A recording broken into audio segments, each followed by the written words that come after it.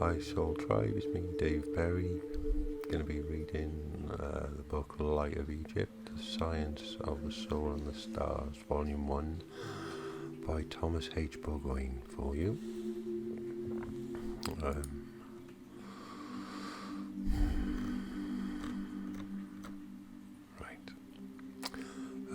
Firstly though, I'd like to take this opportunity to thank each and every one of my new subscribers.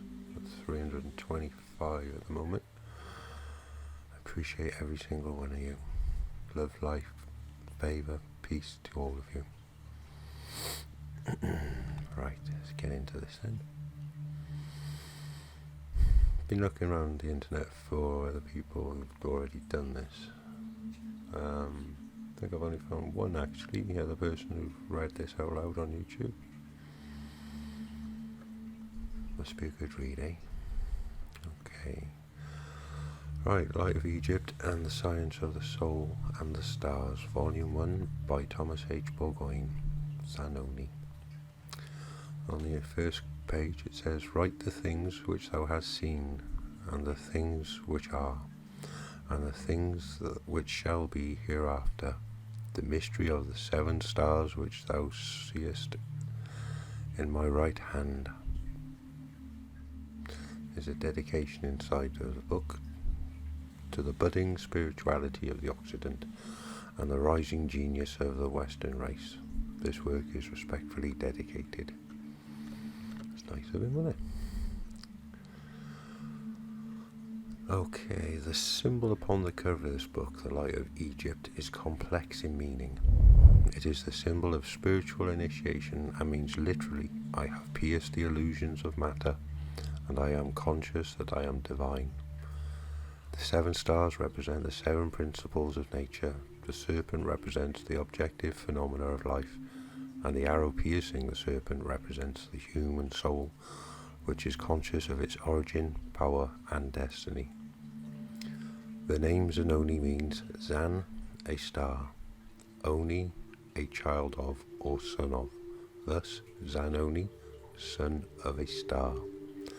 The double Z means completion. Okay, the preface. For nearly 20 years prior to the year 1881, the author was deeply engaged in investigating the hidden realms of the occult force. The results of these mystical labours were considered of great value and real worth by a few friends who were also seeking light. Finally, he was induced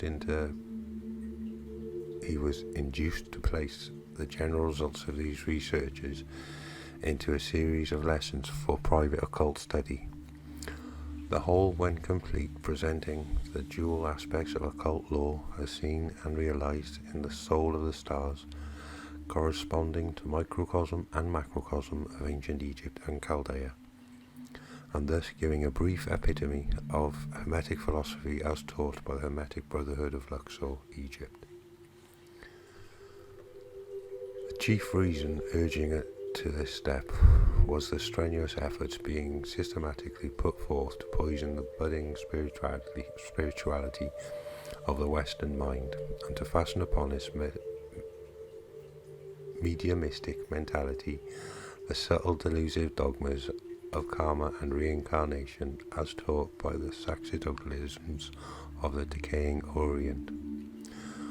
From the foregoing statement, it will be seen that this work is issued with a definite purpose, namely to explain the true spiritual connection between God and man, the soul and the stars, and to reveal the truth of both karma and reincarnation as they actually exist in nature, stripped of all priestly interpretation. The definite statements made in regard to these subjects are absolute facts, insofar as embodied man can understand them through the symbolism of human language, and the author defies contradiction by any living authority who possesses the spiritual right to say, I know. During these 20 years of personal intercourse with the exalted minds of those who constitute the Brethren of Light, the fact was revealed that long ages ago the Orient had lost the use of true spiritual compass of the soul, as well as the real secrets of its own theosophy. As a race, they have been, and still are, travelling the descending arc of their racial cycle, whereas the Western race have been slowly working their way upward through matter upon the ascending arc. In December 1880, they reached the equator of their mental and spiritual development. Also, at this time, the Sun left the sign Pisces and entered the sign Aquarius, thus ushering in the atomic age and a new dispensation of spiritual thought to meet the needs of the budding sixth race of the fourth round of humanity. Today, the world is experiencing an awakening of the intellectual, religious and spiritual senses, and is also experiencing the second coming of the Christ as prophesied in Scripture. Therefore, the author feels this the proper time to represent the occult knowledge put forth in this book during this period of change, the great mental crisis of the Western race. Having explained the actual causes which impelled the writer to undertake this responsibility, it is also necessary to state most emphatically that he does not wish to convey the impressions to the reader's mind that the Orient is destitute of spiritual truth.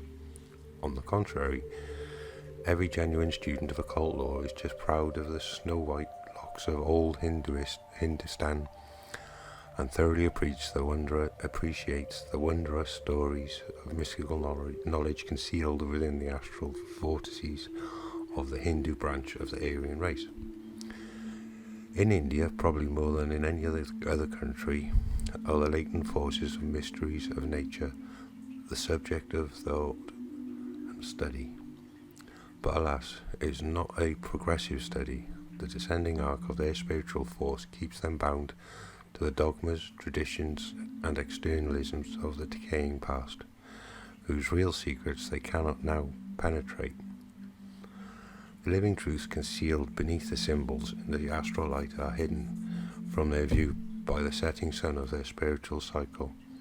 Therefore, the writer only desires to impress upon the reader's candid mind the fact that his earnest efforts is to expose the particular section of Buddhistic theosophy, esoteric so-called, that would fasten the cramping shackles excuse me. Scroll down now and lost my place.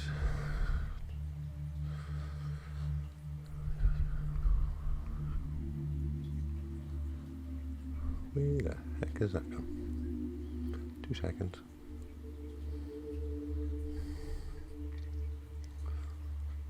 Right.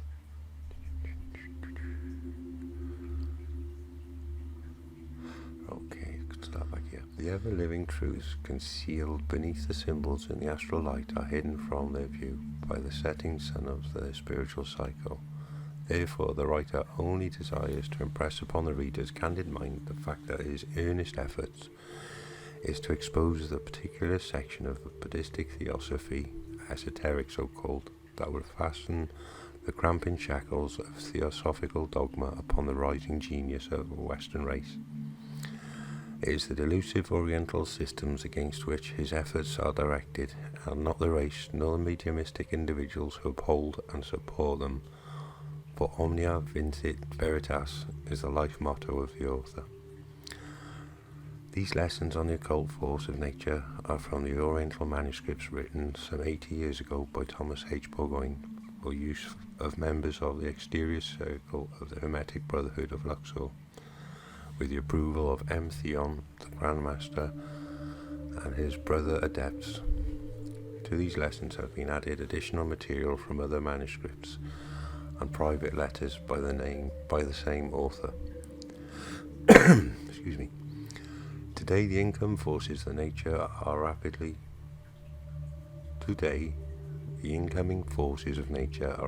finding new expression in all the branches of scientific thought, long before there are any textbooks to show the way. Old thoughts, time and space, are being annihilated quickly, and new truths are taking root. We are entering an age of unprecedented intellectual and scientific advancement. Many undreamed of changes are taking place in all walks of life. In response to the demand for scientific occult thought to meet the new needs of the new dispensation, the knowledge in this book is now being presented for public use with the full consent of and approval of the Hermetic Adepts and the guardians of the wisdom of the ages, the Hermetic Brotherhood of Luxor, Egypt. It is their prayer and a thought expressed herein will greatly aid mankind in learning the real eternal truths of life, and thus hasten the day when all nations will join in one universal brotherhood under the fatherhood of the one eternal God. After the first edition, published in 1889, The Light of Egypt went through 5 editions and was published by Henry Wagner, MD, under the name the Astrotheosophical Publishing Company, Denver, Colorado. It has also been out of print for about 60 years. It is hoped this new edition will receive as hearty a welcome as the early editions. Please note, Mr. Burgoyne's style of expression. This book is not intended as a literary masterpiece, a product of the mind, but is an earnest attempt to clearly and truthfully express spiritual thought and idea in our human language. To change his style is to change the intended thought. He was an initiate of esoteric masonry and a natural-born mystic who was able to understand and verify the truth he teaches in all of his writings. Omnia vincit veritas was the life motto of Thomas H.Burgoyne Zanoni. You don't need to read the contents. Excuse me, sorry.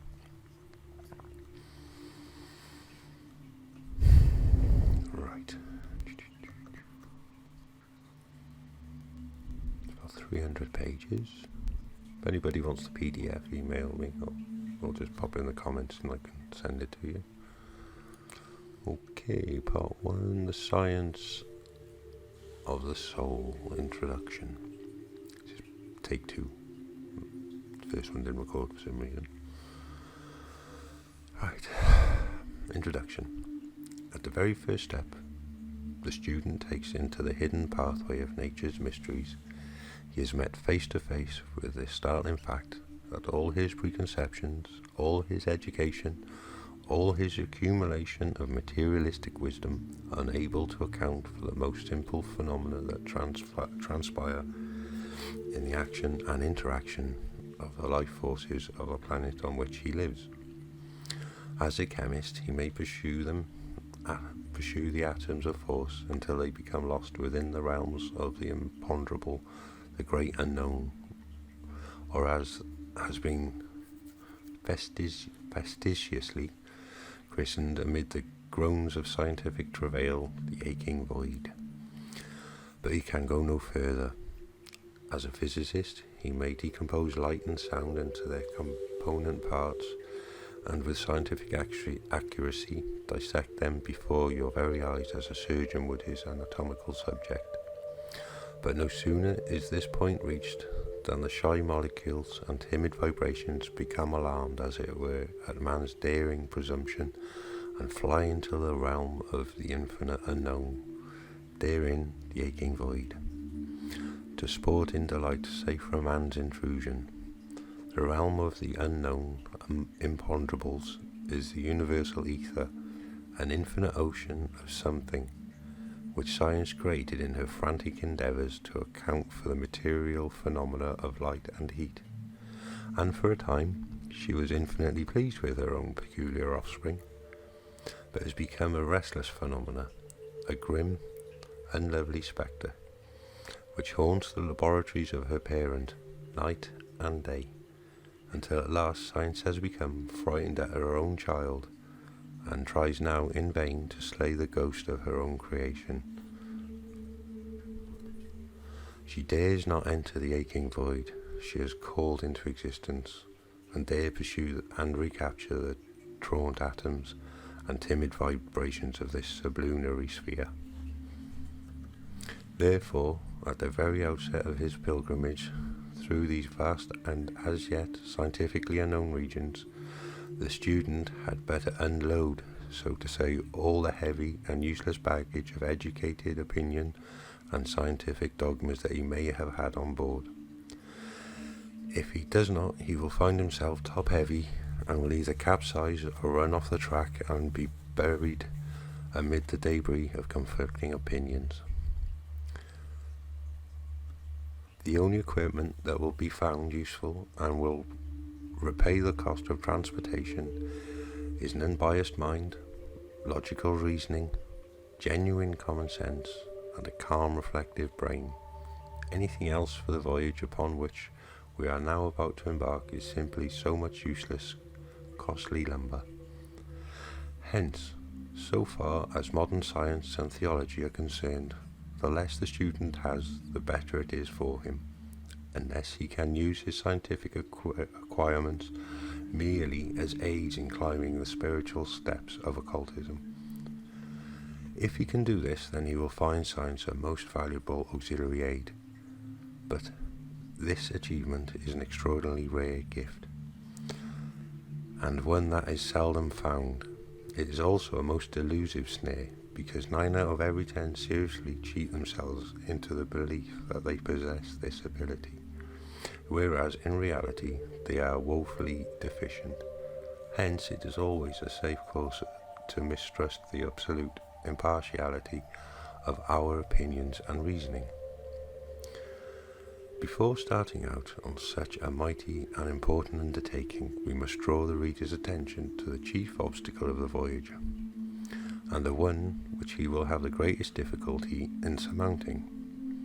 This hidden rock upon which so many otherwise profound students of the occult have become shipwrecked is the non-realization of the duality of truth, the truth of appearances and the truth of realities. The former is relative only, but the latter is absolute. We do not mean merely taking for granted the truth is dual, and so asserting. Try that bit again. We do not mean merely taking for granted that truth is dual, and so assenting to the statement, but we mean that the great majority of occult students fail to realize this conception within themselves. Know that everything is real upon its plane of manifestation. If we possess half of a thing, we know by the laws of common sense and logic reasoning that there is another half somewhere. No soul twist or metaphysical sophistry can cheat us into the belief that we possess the whole when we know and see that we have just exactly half and no more. Further, when we look at any known thing, we know that to possess the attributes of a thing, it must possess 3 dimensions, viz. Length, breadth and thickness. This being so, we also know that it has, broadly speaking, 2 sides, an outside and an inside. The outside is not the inside any more than the boiler is the steam which drives the engine. This logical process of reasoning is the only chart that has so far been prepared for the occult explorer. It is a vague and probably very unsatisfactory so far as details are concerned, but when used in conjunction with his conscious intuition, the only true compass man has by which to guide himself in his winding uneven path upon the shores of the infinite. He never need fear being lost or falling in his endeavours to know the truth. Failing in his endeavours to know the truth,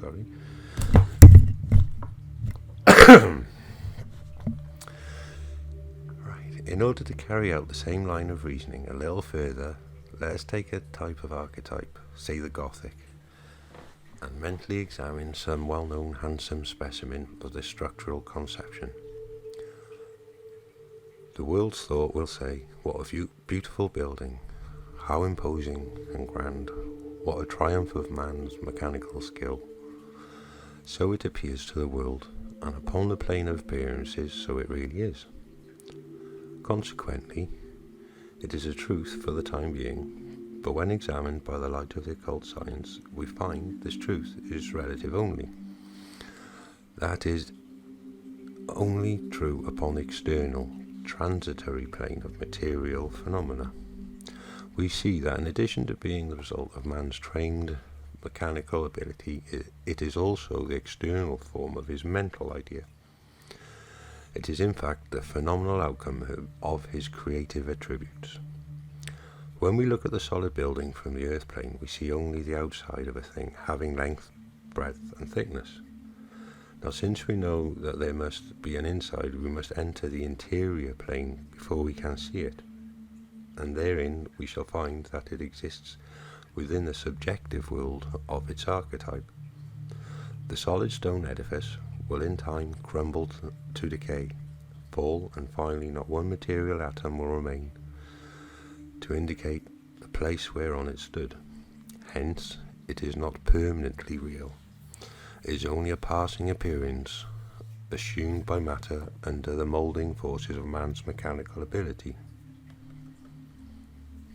As soon as the forces which gave it the form become polarized by the restless oceans of planetary magnetism, it will dissolve and finally vanish, like the baseless fabric of a dream. But though the external structure of a stone and mortar is lost within the soil of the earth, the idea which created it is eternal, because it was a spiritual reality. Therefore, we see that the absolute truth, the eternal reality, appears to be the non-reality upon the plane of matter, while the material structure appears to be the only thing which is real. It is these delusive appearances that have created the almost hopeless confusion regarding the exact meaning of the terms spirit and matter. Science refers all that she cannot grapple with to the sum of the undiscovered forces of matter, while theology refers all that she cannot explain to the unknowable workings of the spirit. Both are right and both are wrong, and we shall have to explore the territory belonging to both of these terms during the progress of our journey. We will in this place briefly add that spirit and matter, as we know them, are but the dual expression of the one Defaic principle, due to differences of polarity. In other words, a unity under two modes of action. This duality can only be comprehended in its true relationship when viewed from both planes and realized by the science of correspondences, which science is but a material system of symbolism from which we can justly regulate our conceptions of all things. Plato once said, "Ideas rule the world." So far Plato was right, for before the divine idea was evolved from within the divine sensorium of the Infinite One, the universe was not. Hence the result of the divine idea was the evolution of a pure symbolic form. Just as symbols are the production of ideas, so in their turn ideas are the symbols of thought, and thought itself is but the symbolic response of the ego to the pulsating throb of the Defaic will, the divine radiant soul of the Infinite One. Back of this we cannot penetrate, even in our most exalted conceptions. Hence all serious study and meditation as to the nature and existence of God is unprofitable, and cannot bring the student any substantial return either in this world or the next. Seeing that the infinite can never be comprehended by the finite, therefore we must rest satisfied with a certain knowledge that we can, by one grand chain of sequences, trace the transmission of thoughts, ideas and symbolic forms to their source. I have to wear my glasses next time. Thus the angelic world is but a prototype or symbolic expression of the divine sphere of the infinite. The celestial world is a reflection of the angelic world. The spiritual world is a prototype and symbolic outcome of the celestial heavens. The astral world is a reflection of the spiritual sphere. And lastly, the material, our world, is but the concrete shadow of the astral kingdoms. Hence, the reader can perceive that we in our present state are a long way down in the scale of creative life. But if we are, we know by the laws of our being that we can and shall win our way back through the valley of the shadow. This plane of inverted images and elusive appearances into the bright realms of our form state. Those spheres of pure angelic life, where alone exist the ever-living reals of all infinite and apparent realities. End of introduction. Or did that one record?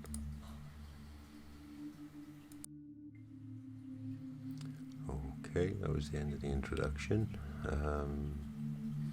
It is now 2:26 a.m. So I apologise for my speech.